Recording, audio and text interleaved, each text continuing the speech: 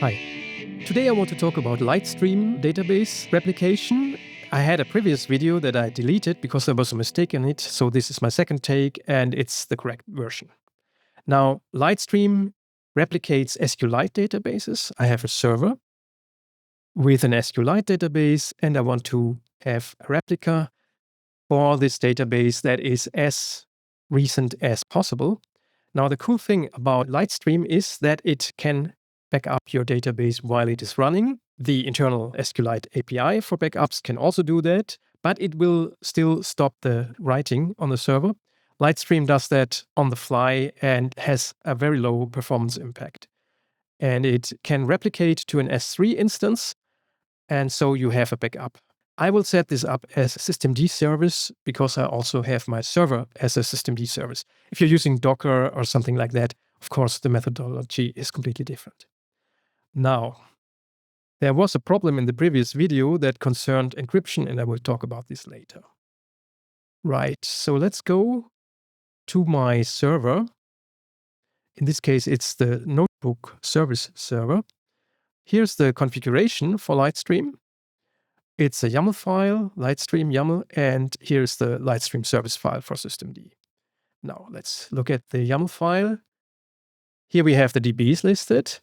You have a path. Now, what I'm doing is when I install this on the server, I inject an environment. So I put these in the environment variables because you also have to store the secrets in the environment, or that's at least the usual procedure. And so you can also store these paths in the environment. And this syntax here means that it reads the environment variable. So that's just the absolute path to my database. Then it has a replicas section. In this case, I'm only creating one. In this case, the type is S3.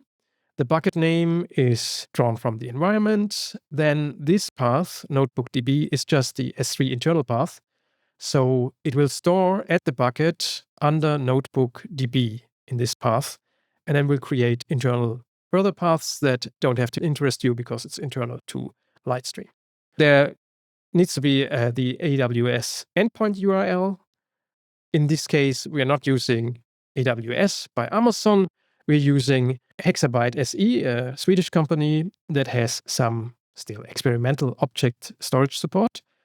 Hetzner has a bit of a bad reputation recently for object storage, so I'm not using it right now because of these performance degradation problems. Another good choice in Europe would be Scaleway. It's a very large French provider, and they have, of course, very robust S3 support. Now, you also need the region here. And then this force path style, I'm not quite sure about it. As far as I know, you have to set it to true if you're not using AWS by Amazon. So if you're using a third-party provider, you should set it to true, but it's probably an automatic setting and I probably don't need to set it here. It works with the setting on, so I keep it.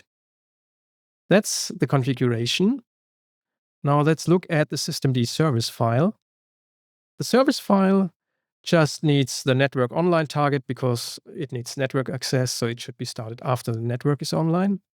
Then it's a simple service. The user is called Daigo and the group is Daigo in this case. Now the environment file is loaded from my location on the server. So I put it on the server and then it's loaded into this systemd service.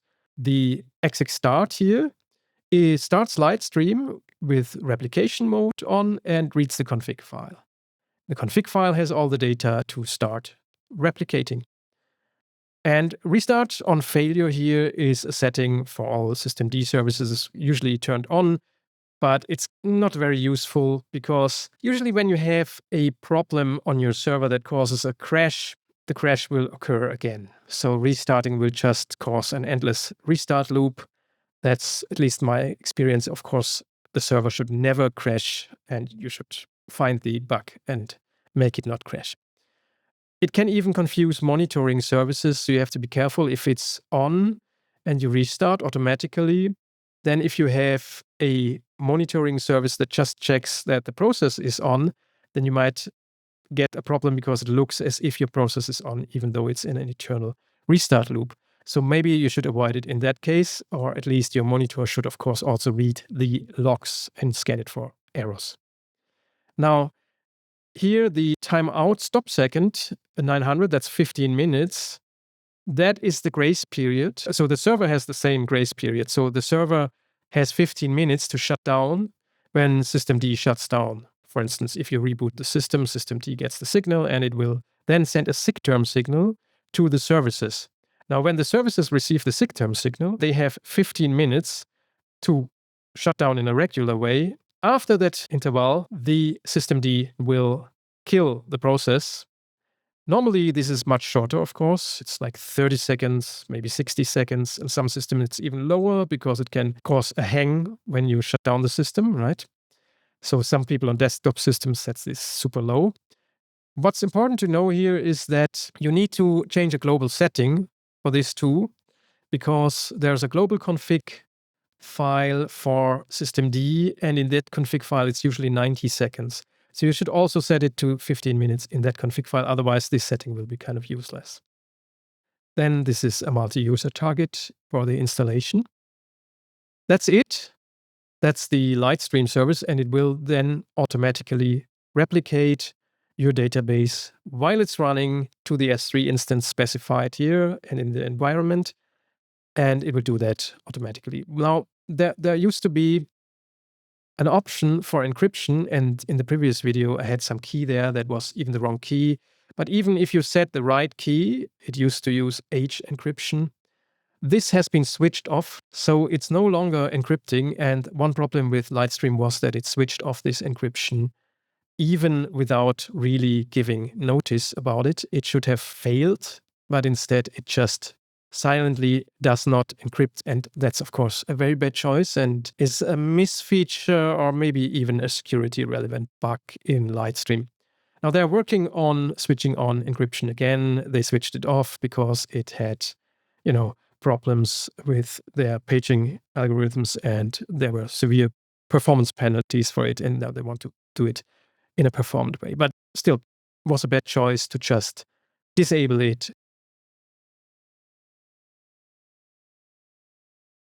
Of course, Litestream only backs up SQLite databases, so I realized that I also have a server that uses Nets chat streams as persistence layer. That's the persistence layer for Nets.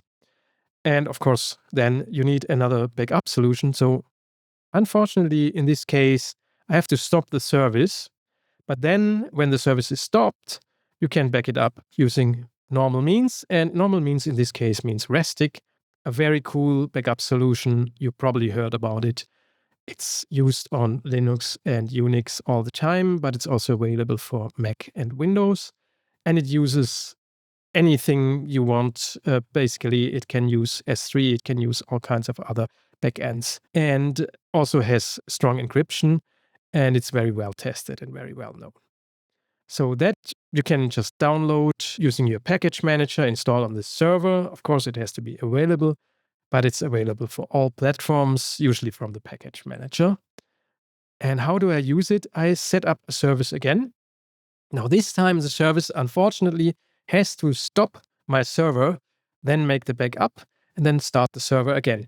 So it's, of course, not a live update like Litestream. But since the data directory is very small for now, this is still very fast and can be done at least hourly.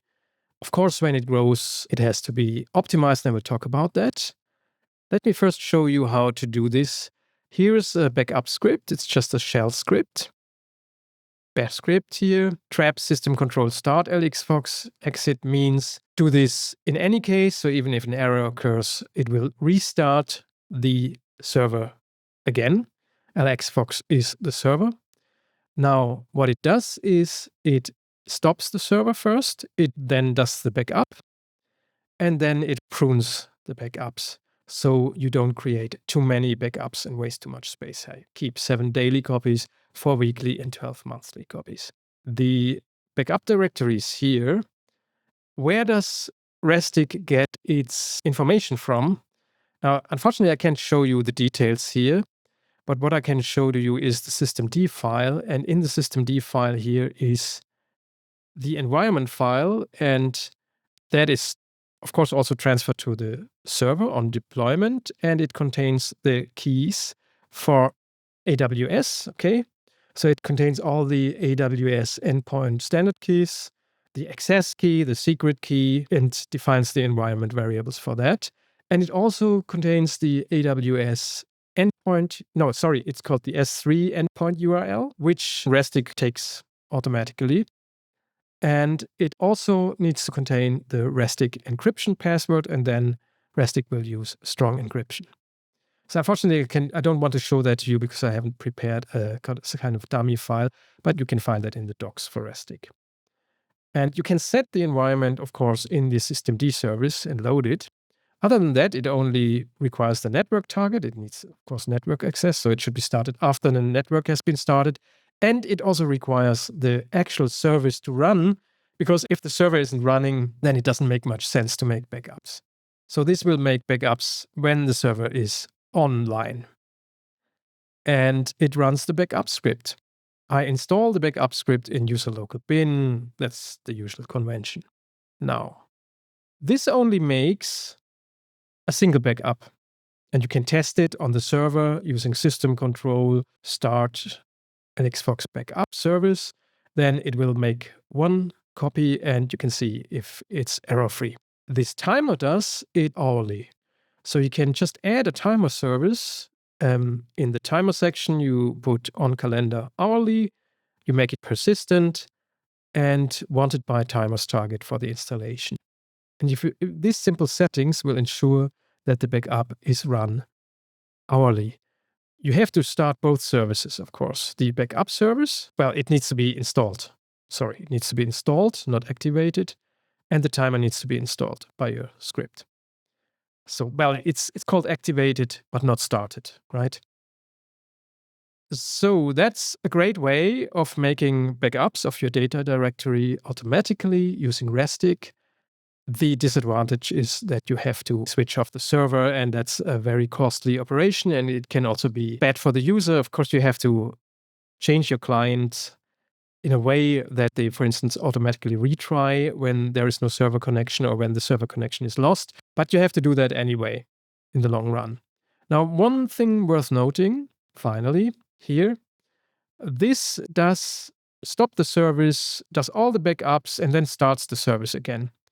There's, of course, an optimization that is a trade-off. You can optimize this by copying the data directory first to another directory, a temporary directory, then switch on the service immediately after that again, and then you make the backups. Now, a local disk copy is much faster than Restic backups because it doesn't have to chunk anything, and it on a very fast SSD drive, this should be very fast. So if you have the disk space, that can make it much faster. Actually, copying 20 gigabytes should only be a second or two. And then the Restic backup can run in the background, and you can even throttle it. That's another issue. Restic has settings, and of course, Linux also has command line tools for CPU throttling. Restic also has settings for throttling the CPU, and you might want to throttle it also the network bandwidth for Restic and run it in the background like that. That depends on your bandwidth and how much bandwidth you need for the regular service of the server. But that's just an optimization I wanted to mention. So that's how I use Restic to back up, in this case, hourly and maybe later just daily. Hope you found this useful and see you another time. Bye.